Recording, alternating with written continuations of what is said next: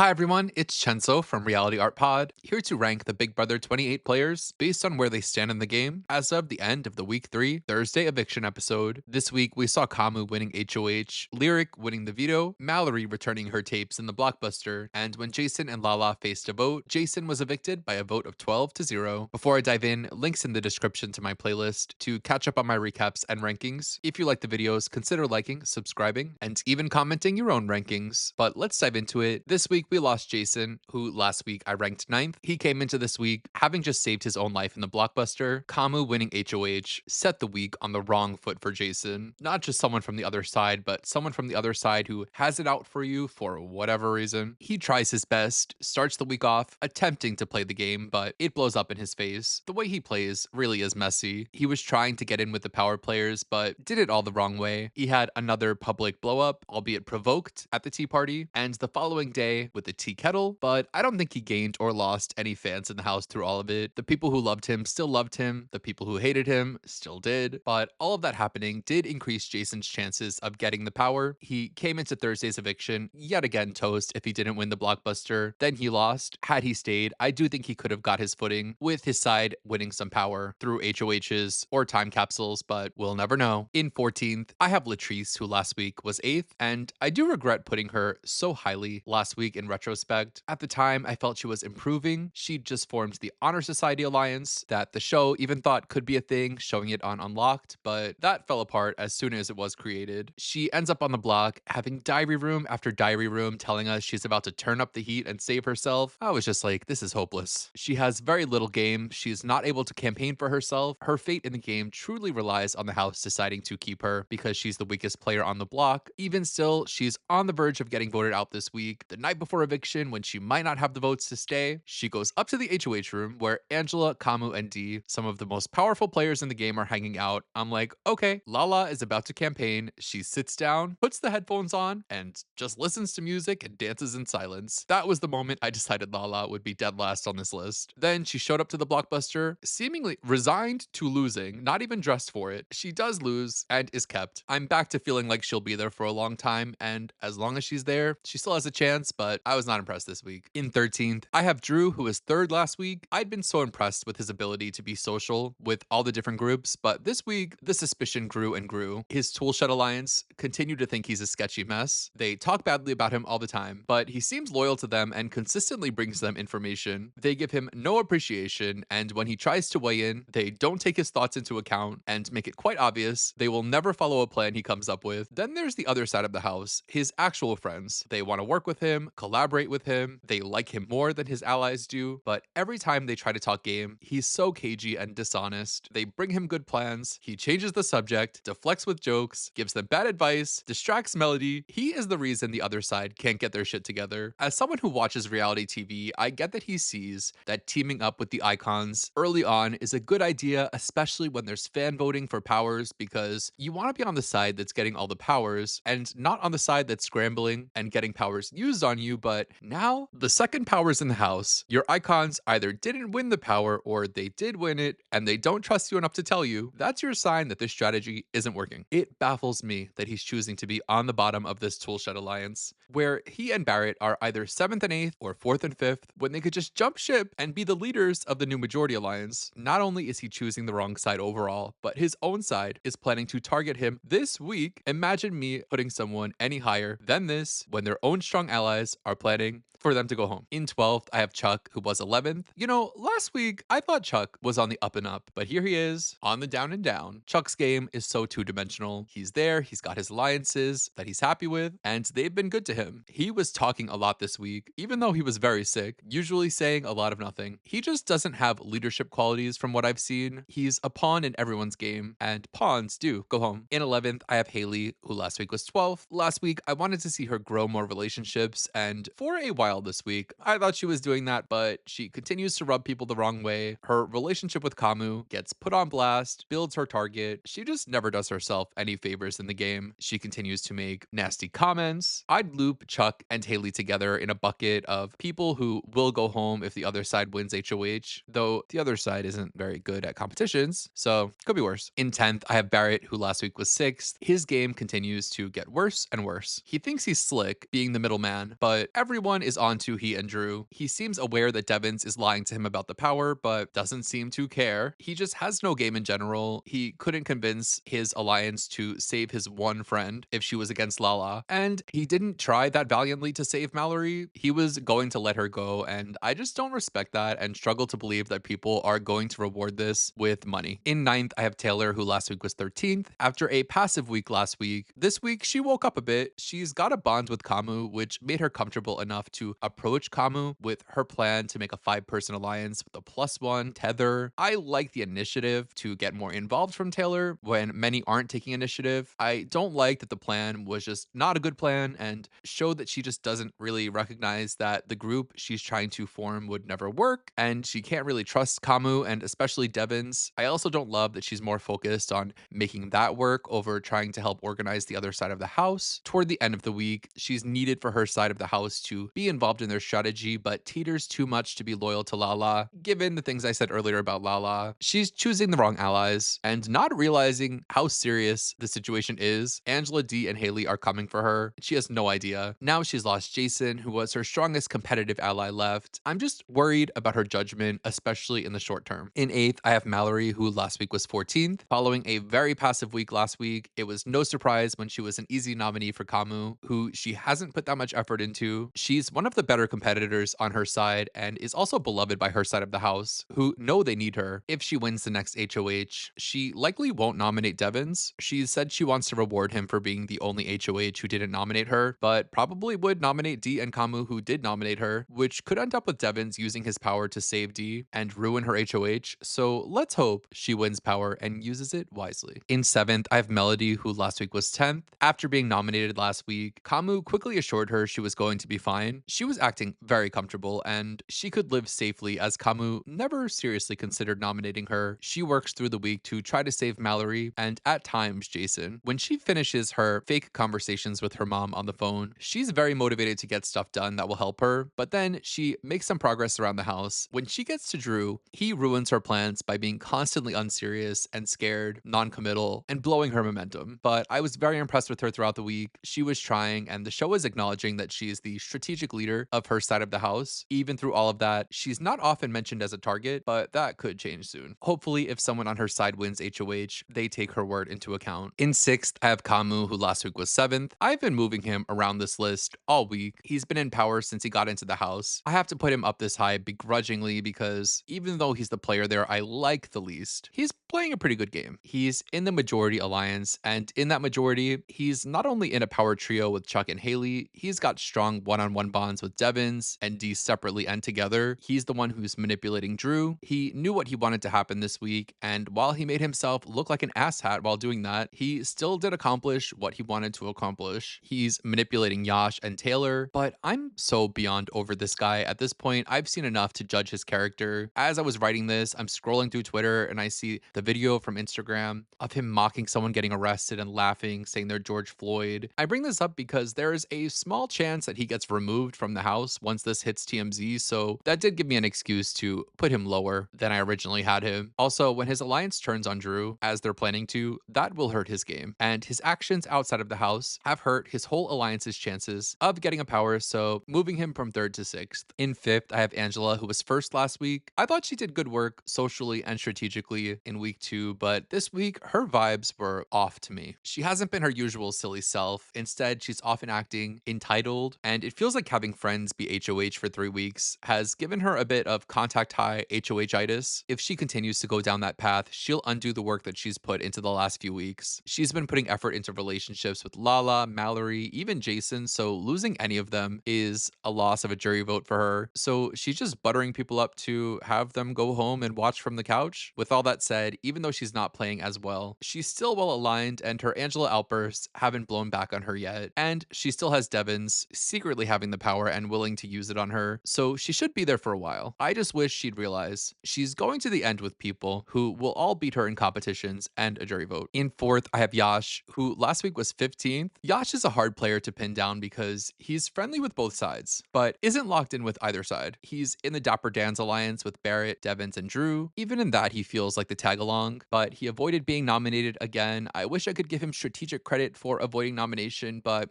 he seems not to be the demographic that Kamu would nominate. He's the honorary ninth member of the Toolshed, and the guys slip up around him about it all the time, but he doesn't realize the other side of the house is solidifying, and he could be a number for them if they win power. For now, he's the biggest floater in the game. His allegiances are still unclear to me. I need to see where he really decides to go, but I have him up so high because he's gotten himself to a place where he could just ride the current deep into the game if he doesn't do something stupid, but he also might do something stupid. In third, I have Lyric, who was fourth last week. After losing Rome, she pulled herself together and kept it pushing, even continuing to strategically flirt, which I find to be a fun strategy. She was told early she'd be safe by Kamu and to relax, then he switched it up on her and changed his mind. I liked how she handled her nomination by fighting it and not accepting being a pawn, and she honestly destroyed that veto competition. She's still in the disorganized fragments of Rome's army, but they finally organized the Littles into the Giggle Gang. She's universally liked around the house, and she's got all the information she needs. She's clocked the tool shed, realizing that Drew and Barrett aren't being nominated because they're working with the vets. She knows what needs to get done, but what is she actually going to do about it? In the end, she survives the week with the Giggle Gang in place, and they all have a strong chance of winning the next few powers. I think they'll get 2, at least, of the next 4 time capsules. And of the Littles, Lyric is playing the best long game. In second, I have Dee, who was second last week. She stays dominant in the game. Still, there's little talk of targeting her. And now that Devons won the most powerful power, not only is she the only other person who knows about it, but Devons is willing to use it on her if she needs it. That alone puts her in a better place than everyone else. She's getting very bored in there, and she's running out of patience with the other players. She's starting to slip and be very snippy and rude to Drew especially, rolling her eyes at him every time she thinks he can't see. And I think if she ends up not winning the power this week,